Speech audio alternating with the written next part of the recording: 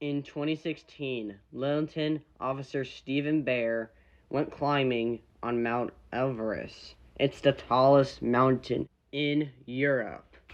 On June 12th, he called his wife Olivia, telling her that he made it to Russia without a problem. That was the last time she would ever speak with him. Stephen Beare went on his climb and was never seen again after this day. Now, he was going solo, so nobody was there with him to lead him the way. And during the time, there was a blizzard, which was impossible to find him. But 2 bodies were found later, but they never found Stephen.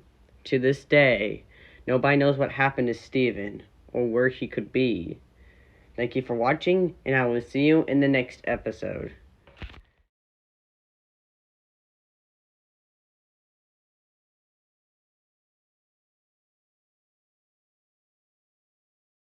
In November 2021, Brian Bone was celebrating his 24th birthday. His friends went to eat brunch for his birthday, and they went to a couple of bars. The last bar they worked at was called Swigs, and then they left, and that was the last time anyone would ever see Brian. Brian was missing for about a week before his body was found in Lake Ivanhoe. Now, we don't know how he got into the lake, but it's either that he got drunk and fell into the water, or he got kidnapped, or somebody threw him into the water. We may never know truly for sure. Thank you for watching, and I will see you in my next episode.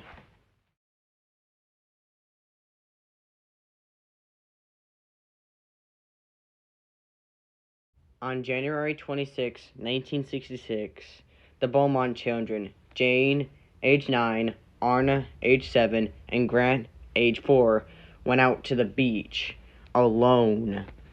And they went by bus. Now, Jane was considered old enough to care for her siblings. That's why they went alone. Now, they did go alone many times before. And fortunately, it was later found out that they did indeed make it to the beach. And according to witnesses, they said that they saw 2 men and 1 woman with them. The last time they were seen was at 3 p.m., where a postman saw them walking the route to their home, but they were alone. But this was the last time they were ever seen, and this was the longest running case ever. And people are still trying to figure out what happened to them. What do you think happened to them? Okay, thank you for watching. Bye-bye.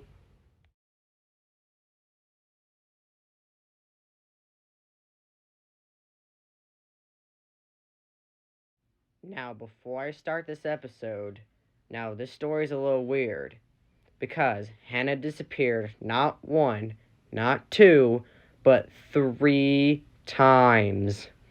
Okay, so the first time she disappeared was in 2008. She went out jogging when she simply vanished. A few weeks later, she was found floating in New York Harbor. Now, she didn't have any idea what happened and how she got there.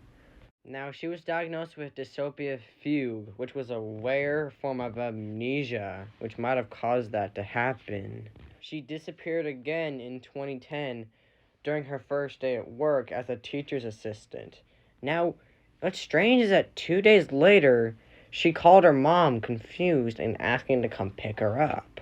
Then, she disappeared for a 3rd time. This time it was after a hurricane, and after the storm cleared, she left her home and was never seen again after this time.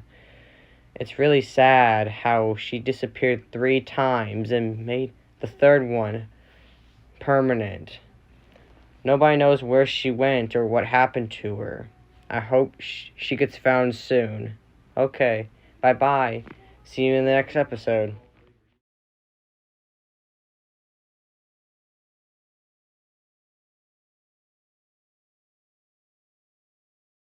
In 1935, Glenn Miller released his first record. However, it took him a while to become a good musician. And after a while, his band began doing well for themselves. After performing at Glen Island Casino in New York, that's when his band really began to get popular. That by 1945, they began to perform really well with hit songs. And Glenn was making lots of money a week. But then his career went to a halt when he joined World War II. But he was able to lead the army band. But then he mysteriously disappeared and has not been seen or heard from since. On that day, Glenn learned that his band was heading to Paris. That's when Glenn followed orders and boarded a transport plane that was heading to France. But however, Glenn never arrived in Paris that day and has never been seen again. Now, he was boarding a plane, so there would be signs of wreckage, right? Wrong. There was no signs of wreckage or the plane anywhere. To this day, nobody knows what happened to him. But what do you think? Okay, bye-bye.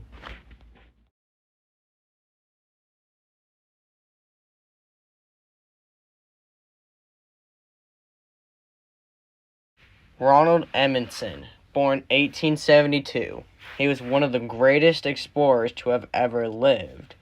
To get him this name, he was the first to reach the South Pole. On June 18th, 1928, he went out on a mission to find a missing person. Now, this was far less dangerous than many of his other missions. With a crew of 5, he boarded the flight to get there. Unfortunately, the plane crashed on the way back. But however, neither Ronald Amundsen or his crew members have never been found, and Ronald was never seen again. And neither has his plane crash ever been seen. Due to him being so popular, a search and rescue operation was launched almost immediately afterwards. Now, after a few days of searching with no signs of the aircraft or the crew, the search was called off. Years later, in 2004 and 2005, the Navy tried to find the missing aircraft, but they too have no trace evidence of what happened to the craft. To this day, nobody knows what happened to him, and his disappearance remains a huge mystery.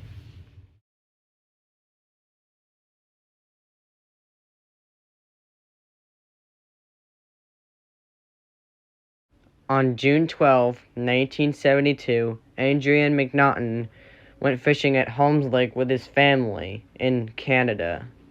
He was fishing for about an hour, and he got his line tangled. He felt discouraged, and he sat down by a nearby rock, and then later went to go play at the lake shore, which was only a short distance away. That's where he was last seen.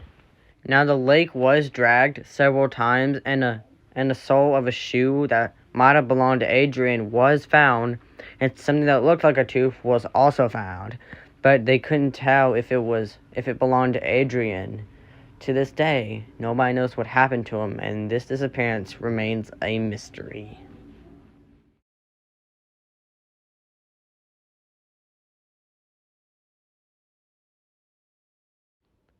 Tony Jones, or Anthony, was a 20-year-old man who set out on a 6-month backpacking trip in Australia. On November 3rd, he called his family and girlfriend, saying that he was going to hitchhike to Mount Isa, where he was supposed to meet his brother Tim. Now, he was going on the Flinders Highway. However, that highway has been labeled as the Highway of Death. When he set out, he was never seen or heard from again, and he never made it to his brothers. Nobody knows what happened to him, and he's still missing to this day. In fact, this case continues to haunt the people of Australia. So, what do you think happened to him? Okay, bye-bye.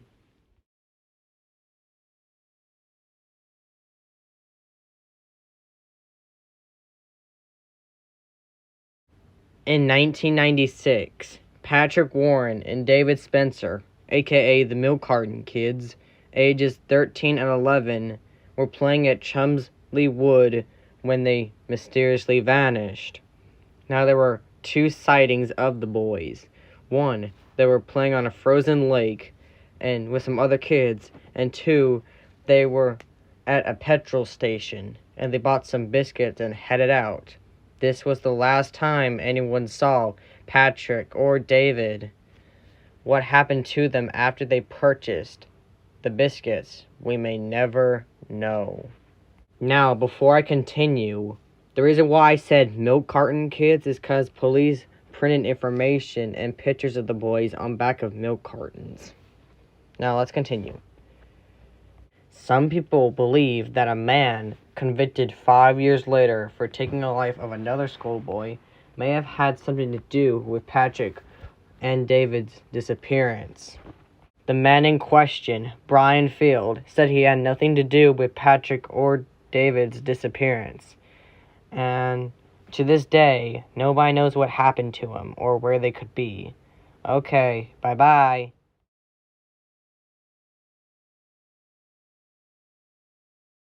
On May 31st, 1975, 18-year-old Mona Blade took the route from Hastings from Hamilton to visit her family, but however, she never made it and was never seen again.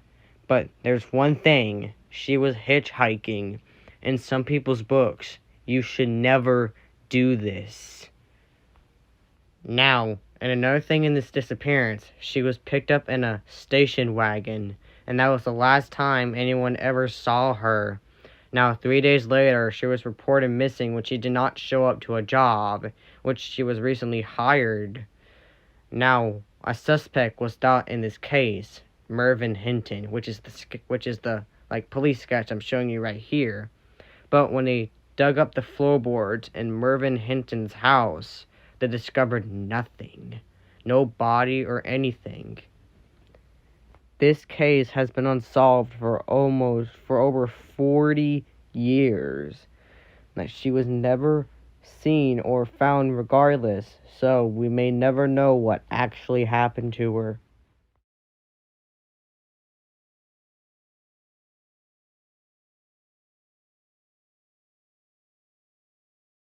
Kristina Smart, born February 20th, 1997. She was a 19-year-old college student. In spring of 1996, she left her campus in St. Louis, California. This was the last time anyone had seen or heard from her. She did not return to her campus later that day. But then, on April 13th, 2021, a man named Paul Flores was convicted of taking the life of her. Also, his father was arrested as well. Flores was charged for taking the life of her, and also his father was accused of burying her remains along helping his son with it.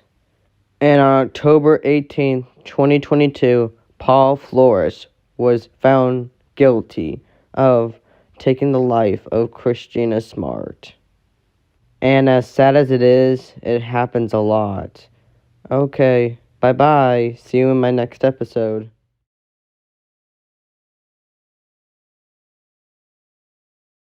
On January 13th, 1980, Paul Fugate, he was a National Park Ranger in Arizona. On this day, Fugate left for a hike at the Fairway Ranch area. But however, he never made it back. He was never seen or heard from since. Now, no matter how many times people have searched for him, there were still no signs of him, and his family wants answers on where he could be. His wife said that her husband's disappearance and the search for him lasted for 40 years.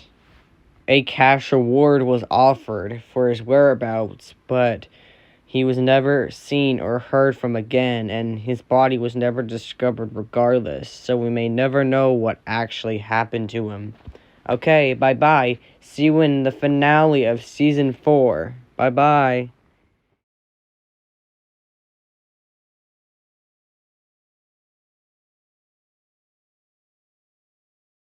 Stephen Koecher, born 1979. On December 13, 2009, a security camera was recorded leaving his home and he was going to a retirement community.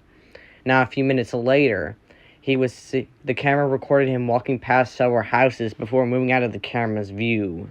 At 11:54 a.m., Koecher was talking to a neighbor who, the first time, was a public speaker. Now, between the time, Koecher parked his car and moved out of the camera view.